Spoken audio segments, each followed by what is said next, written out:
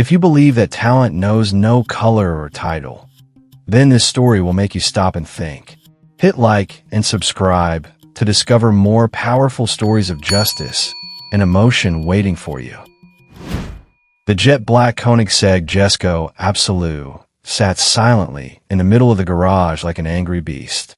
Its $3 million 5.0L twin-turbo V8 engine, dead quiet. The engine wouldn't start. Only faint whines came from the dashboard, along with blinking red error lights from the hybrid system. Thomas Blake stood with his arms crossed in front of the open hood, face flushed with frustration and shame. He was the lead engineer of Blake Autotech, a renowned garage once featured in Supercar World for its ability to tame every rebellious machine. But today, faced with this stubborn hypercar, he was completely powerless. "We've run every diagnostic protocol," Thomas, a young engineer, stammered. "The ECU reports a misaligned rear axis sensor signal. But even after replacement, the system won't power up." "You think I don't know that?" Thomas snapped, snatching the iPad from his junior's hands. "Don't repeat what I've already tried 100 times." The entire garage fell silent. Outside, the midday sun poured through the glass windows, glinting off the polished tile floor. A soft sound echoed, the wheels of a food delivery cart rolling in. The door swung open. A young black woman in a bright orange jacket and plain jeans stepped inside. Her curly hair was tied neatly behind her head. Slung over her shoulder was a thermal bag with the logo Quick Bite Express. "Excuse me, I've got a lunch delivery." "Blake Autotech," she called out. "Leave it on the table over there," Thomas said without turning, his voice curt. "Now's not the time." But the girl didn't leave. Instead, her gaze passed over the Jesko, stopping at the blinking dashboard. She tilted her head slightly. A look of recognition flashed across her face. Could be a gyroscope sensor voltage mismatch. If you reset the main controller using the Omega Sync 2 command sequence, the system should auto-balance the voltage drift caused by the faulty rear sensor. The room went dead still. Thomas spun around. "What did you just say?" "Sorry." The girl shrugged, a bit hesitant. "Just guessing. I saw a similar error on a Pininfarina Battista once." A laugh burst from a nearby engineer. Thomas smirked, dripping with sarcasm. "You drive a Battista? Or fix them between pizza runs?" The air turned cold. "Get out," Thomas said flatly, not hiding his contempt. "This isn't a place for amateurs throwing out guesses. Drop the food and leave." The girl said nothing. She placed the meal on the table and walked out the door without looking back. But her eyes, calm to the point of eerie, lingered in the room like smoke. A minute after she left, the assistant engineer quietly typed Omega Sync 2 into the dashboard console. The red lights blinked off. The engine roared to life. The Jesko came alive, fierce and flawless, as if it had never been broken. And in that moment, the entire garage fell silent like a morgue. Thomas clenched his fists, sweat forming on his brow, while the Jesko's growl became the loudest slap he had ever received. Amara Johnson didn't look back as she walked out of the garage. She moved slowly across the concrete floor, each step silencing the mocking laughter Thomas had just thrown at her. Not because she was hurt, but because she was used to that look. The look of dismissal. The look of bias. She wasn't surprised they laughed. She wasn't surprised she was kicked out. But this time, she felt regret. Not for herself, but for that Jesko. A masterpiece placed in the wrong hands. Hands that refused to listen. Amara climbed into the Rivian van she used for deliveries. In the rearview mirror, her curly hair hung over a forehead damp with sweat. She pulled out her phone and opened a private app labeled AJ Systems, the internal maintenance network for the showroom chain she had founded, a system no one at that garage even knew existed. She typed one line: Blake Autotech, mishandled code, EHG beta. Send warning to former clients. Do not service supercars here. Back at the garage, chaos erupted after the Jesko's sudden ignition. The engineers buzzed with confusion, some stunned, others embarrassed, but all eyes turned toward Thomas. He was speechless. I think we just happened to get the right command. Maybe luck, Thomas stammered, trying to save face. But the look from the man now standing at the entrance turned every excuse to ash. A tall man with salt and pepper hair, wearing a charcoal Armani suit. No one had noticed when he arrived. He held a phone in his hand. On the screen was a security recording, capturing the entire conversation between Amara and Thomas. He pressed stop. His eyes locked on Thomas. That $4 million car was fixed in 30 seconds by the delivery girl. And you, the man I pay $25,000 per contract, kicked her out. Thomas was drenched in sweat. Mr. Mallory, I didn't know who she was. Exactly. You didn't. Billionaire James Mallory's voice was sharp. And that not knowing nearly had me call flatbed to ship the Jesco back to Switzerland. Mallory turned to leave. Before walking out, he said just one thing. Find out who she is before she becomes the only person I trust with my entire fleet. Across town, Amara pulled up to a showroom with massive glass panels that read, AJ Motors, high-performance supercars. She took off her cap and walked into an office lined with dozens of screens monitoring live diagnostics from her global branches. At the desk, an assistant was already waiting. Amara, he said, we just got a partnership request from James Mallory, the aviation billionaire. He's asking for a private meeting with the one who saved the Jesco. Amara simply smiled. Not a smug smile, but the smile of a woman who's used to being underestimated and never needed to raise her voice to rise above. That afternoon, Blake Autotech was dead silent.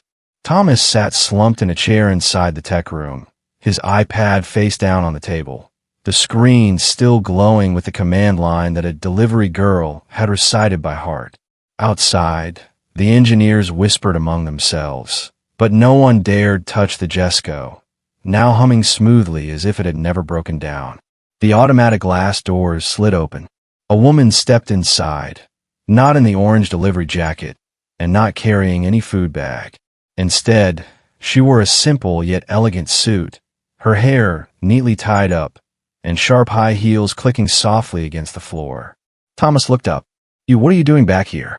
He shot to his feet, but the confidence in his voice was gone. Amara Johnson smiled faintly. I came to retrieve something I left behind. What? Thomas barked. My dignity, she said, eyes locked on his. At that very moment, a Bentley SUV rolled to a stop in front of the garage. The door opened. James Mallory stepped out and walked straight toward Amara, shaking her hand with genuine respect. Thank you for coming back. I think this entire garage deserves to know who you are. Thomas froze. Let me introduce you, Mallory said, loud and clear for everyone to hear. This is Amara Johnson, founder of the AJ Motors showroom chain. She oversees over 100 hypercars under her personal client portfolio and serves as a technical advisor for Rimac, Bugatti, and McLaren.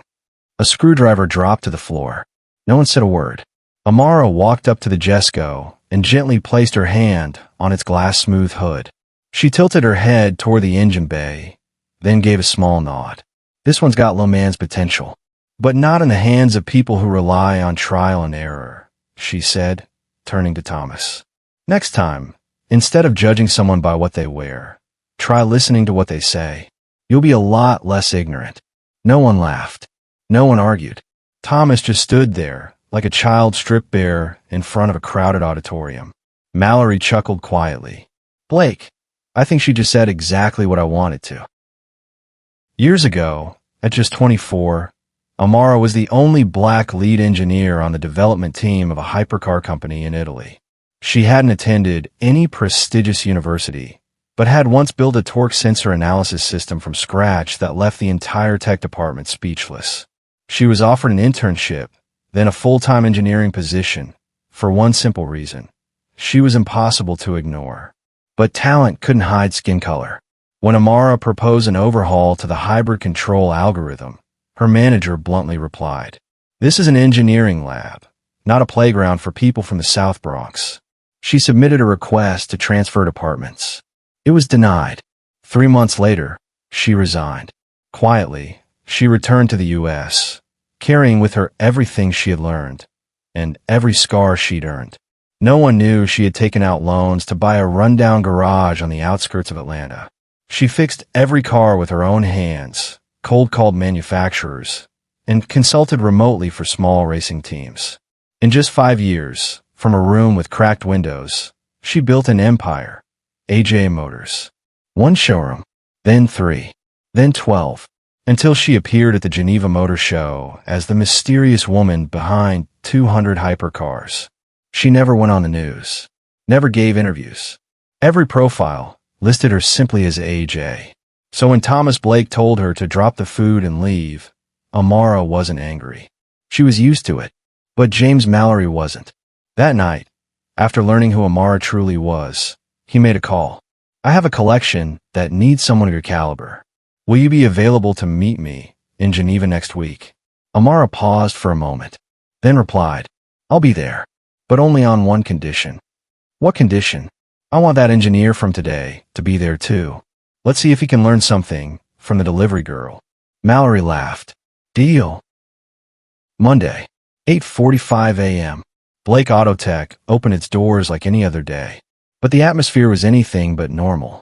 Ever since the story of the delivery girl who saved the supercar had spread, the garage's phones have been ringing nonstop, not with new appointments, but with cancellations. Bugatti client just canceled, Mr. Blake, his assistant whispered. Thomas didn't respond. His eyes were fixed on the screen in front of him, where a message from James Mallory had just arrived. 9 a.m. sharp. Everyone present. She will be there. She, meaning Amara Johnson. Thomas's entire body tensed like a man awaiting execution. At exactly 9 a.m., a silver Ferrari SF90 pulled up outside the garage. Mallory stepped out first and opened the passenger door. Amara emerged, composed, commanding, without needing to try. A laptop in her hand. No smile. The meeting begins now, Mallory announced. 10 engineers stood ready. Thomas was in the center. Amara opened her laptop and projected the screen. These are the 4 system faults the Jesco experienced, she said, her voice sharp as a blade. Every single one could have been identified through basic diagnostic protocol. Yet none of your team caught them. Thomas opened his mouth to speak, but Mallory raised a hand to silence him. She's not done. Amara continued. I reviewed the data on 7 hypercars previously serviced here. 5 had incorrect sensor configurations. 1 Ferrari had its ECU fried after an upgrade. Total client losses, over $3 million. The air thickened. One engineer tried to discreetly pull out his phone under the table. Mallory shot him a look. He put down immediately. Amara turned to Thomas. And you, the man in charge. The one who laughed when I offered a solution. The one who ordered me out like I was some stray. Thomas clenched his jaw. You think I should apologize? Amara shook her head. No, I don't need an apology. I need accountability. Mallory stepped forward and pulled out a white envelope. Thomas Blake, your contract with me ends today. This garage will never see another cent of mine. And I'll make sure every collector in the global hypercar circle knows it. Thomas turned pale. Mallory looked at Amara. Anything else you'd like to say? Amara scanned the room. No more condescending glances. Just silence and fear. Only one thing, she said, locking eyes with Thomas one final time. People always ask me, how can a black woman understand supercars as well as a white man? And my answer is always the same. I don't need to understand them the way they do. I just need to understand them better. And with that, she turned and walked away, leaving behind a career that had just been shattered, with a single look. 6 months after the incident at Blake Autotech, the name Amara Johnson was no longer just whispered among supercar insiders. It appeared in tech magazines, on engineering forums, and even on the cover of Forbes under the headline, "The woman who made the supercar world listen." AJ Motors had now expanded to Dubai, London, Tokyo, and Johannesburg. High-performance automakers were lining up, waiting for their chance to collaborate. But for Amara, the true pinnacle wasn't measured in numbers or fame. It was in this moment. On a private racetrack along the Monaco coastline, a lineup of hypercars, from Pagani Huayras to Aston Martin Valkyries, had been arranged to form the letters AJ. In the center stood James Mallory, global investors, top engineers, and a group of young black teens in sleek black uniforms that read, Next Gen Mechanics, powered by AJ Foundation. Amara held a microphone. The Mediterranean breeze whipped through her curls. Off in the crowd, watching silently from a distance, was Thomas Blake. He now drove for Uber and fixed cars at driveways. No more Blake Autotech. No nameplate that read Chief Engineer. As for Amara, she didn't look at him. She didn't need to. Because real victory doesn't come from seeing someone fall. It comes from rising past every wall meant to stop you. She smiled.